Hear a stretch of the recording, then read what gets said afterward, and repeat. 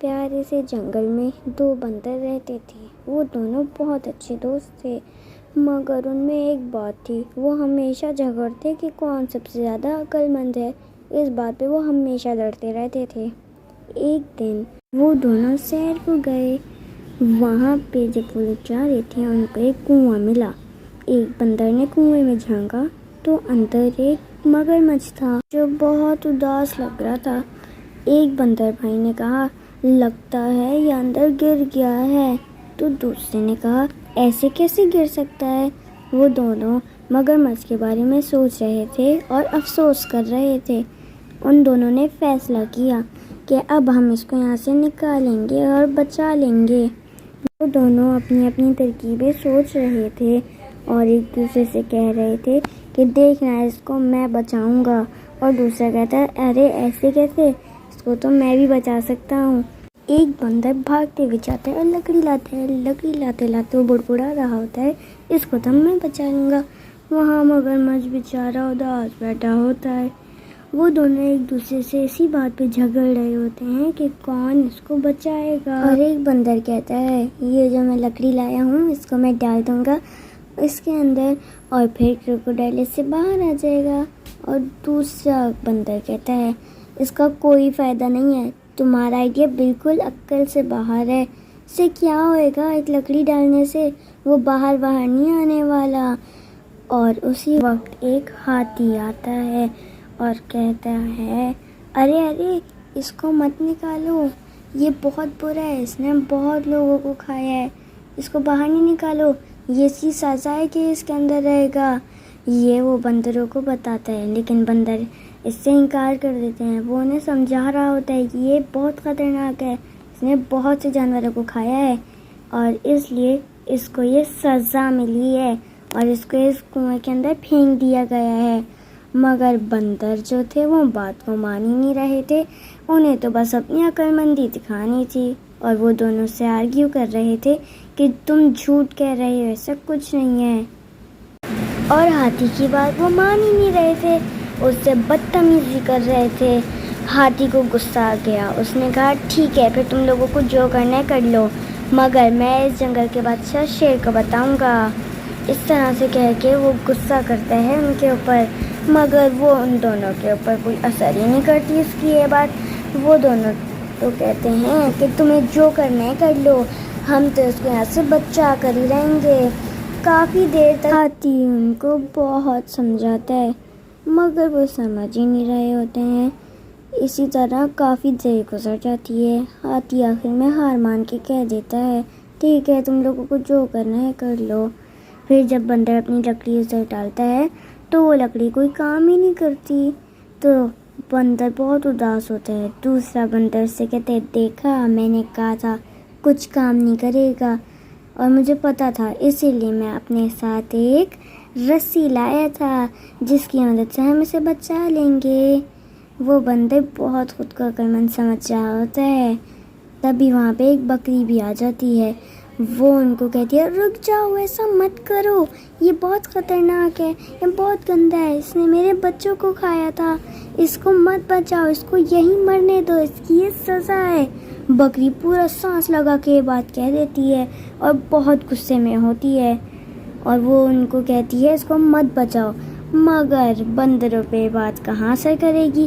بکری بولتی رہتی ہے، بولتی رہتی ہے، بولتی رہتی ہے، مگر بندر تھے اپنی ضد پہ اڑے ہوئے تھے۔ بندر کہتا، تمہیں کیا ہے، تم ہٹو یہاں سے، ہم اسے بچائیں گے۔ بندر کی بات تو ٹھیک تھی، مگر وہ ایک خطرناک جانور تھا کیونکہ وہ سب کو کھا جاتا تھا۔ بکری بہت سمجھاتی، پھر اداس ہو کے چلی جاتی۔ جاتے جاتے اس کو واپس خیال آتا اپنے بچوں کا، اور وہ واپس مڑ کے آتی ہے، کہتی، دیکھو پلیز اس کو مت آزاد کرو۔ بندر کو بہت غصہ آتا، وہ کہتا، تم جاتی ہو یہاں سے کہ نہیں؟ بکری مگر جاتی ہی نہیں، اور وہ اپنے بچوں کے بارے میں بتاتی رہتی، میرے پیارے پیارے بچے جن کو اس نے کھایا تھا، اور اب میں نہیں چاہتی میرے باقی بچوں کو بھی یہ کھا لے۔ بکری اس طرح سے ان کو سمجھا رہی ہوتی ہے، اور بندر کو بہت غصہ آتا ہے، وہ کہتا ہے، ابھی تم کو بتاتا ہوں۔ بندر بھاگ کے جاتا ہے، جا کے بکری کو ایک تھپڑ مارتا ہے اور کہتا ہے، چلی جاؤ اب یہاں سے، اب تو میں آنے کی ضرورت نہیں ہے۔ بکری بہت اداس ہوتی ہے اور کہتی ہے ٹھیک ہے، تم لوگوں سے میں اس کا بدلہ ضرور لوں گی، میں کیا اللہ تعالیٰ تم سے اس کا بدلہ ضرور لیں گے۔ یہ کہہ کے بکری روتے ہوئے وہاں سے چلی جاتی ہے اور بندر خوشی خوشی کنویں میں جاتا ہے، مگرمچھ کو ٹائٹ سے رسی سے باندھ کے واپس اوپر آتا ہے تاکہ وہ دونوں کھینچیں رسی کو۔ زور سے کھینچتے ہیں، زور سے۔ بندر کہتا ہے زور لگا، تمہیں زور نہیں ہے۔ دوسرا بندر کہتا ہے ارے تم کیا مجھے کیا سکھا رہے ہو، چلو ہٹو، میں تو بالکل زور لگا رہا ہوں، تم میں جان نہیں ہے۔ یہ لڑائی کرتے کرتے وہ لوگ بہت زور سے رسی کو کھینچتے ہیں اور مگرمچھ آخر کار اس کنویں سے باہر آ جاتا ہے اور وہ مگرمچھ ان دونوں کی باتیں سنتا ہے۔ ایک بندر کہتا ہے میں نے اس کو بچایا ہے، دوسرا کہتا ہے ایسے کیسے، رسی کا آئیڈیا تو میرا تھا۔ دوسرا بندر کہتا ہے ایویں ہی تمہارا تھا، چلو ٹھیک ہے اگر تمہارا تھا بھی، لیکن اندر تو میں گیا تھا نا کنویں کے۔ اس طریقے سے وہ لڑ ہی رہے ہوتے ہیں اور انہیں کسی چیز کا ہوش نہیں ہوتا، ایک دوسرے کو غلط ٹھہرا رہے ہوتے ہیں۔ اس طریقے سے لڑتے رہتے ہیں اور انہیں پتہ ہی نہیں چلتا کہ آخر مگرمچھ کر کیا رہا ہے۔ اور وہاں مگرمچھ چھپکے سے ہلکے آتا ہے اور اپنا بڑا سا منہ کھول کے ایک بندر کو کھا جاتا ہے۔ یہ دیکھ کے دوسرا بندر بہت ڈر جاتا ہے اور مگرمچھ اس کی طرف آ رہا ہوتا ہے، وہ فوراً سے وہاں سے بھاگتا ہے۔ وہ بھاگتا رہتا ہے، نہ آگے دیکھتا ہے نہ پیچھے دیکھتا ہے، بس آنکھیں بند کر کے بھاگ رہا ہوتا ہے۔ وہ بہت تھک جاتا ہے مگر وہ کیا کرتا ہے، اس نے تو اپنی جان بچانی تھی۔ وہ ایک درخت کو دیکھتا ہے اور اس درخت پہ چڑھ جاتا ہے اور وہ درخت ہوتا ہے امرود کا۔ مگرمچھ دیکھتا ہے اور وہیں ٹھہر جاتا ہے۔ بندر ہنستے ہوئے کہتا ہے تم تو اوپر آ ہی نہیں سکتے ہو، اور یہ کہہ کے ہنستا ہے۔ مگر کافی دیر ہو جاتی ہے، بندر کو بھوک لگتی ہے تو وہ ایک امرود کھا لیتا ہے۔ کافی دیر ہو جاتی ہے، مگرمچھ وہاں سے جاتا ہی نہیں، تو بندر کہتا ہے اچھا تو تم اب یہیں بیٹھے رہو گے، ٹھیک ہے بیٹھ لو، ویسے بھی ایک نہ ایک دن تو تم بھوک پیاس سے مر ہی جاؤ گے۔ یہ کہہ کے بندر اچھے خواب دیکھنے لگ جاتا ہے اور گوابا کھاتا ہے۔